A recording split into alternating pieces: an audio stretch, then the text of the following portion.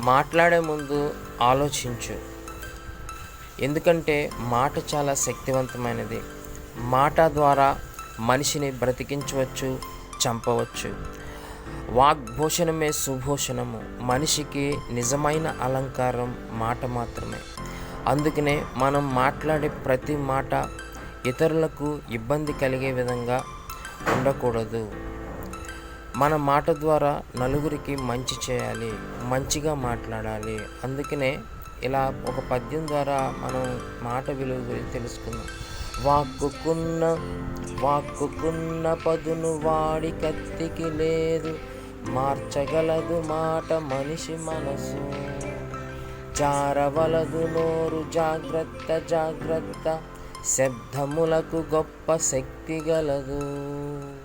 కాబట్టి మాట్లాడే ముందు తప్పనిసరిగా ముందు ఆలోచించాలి.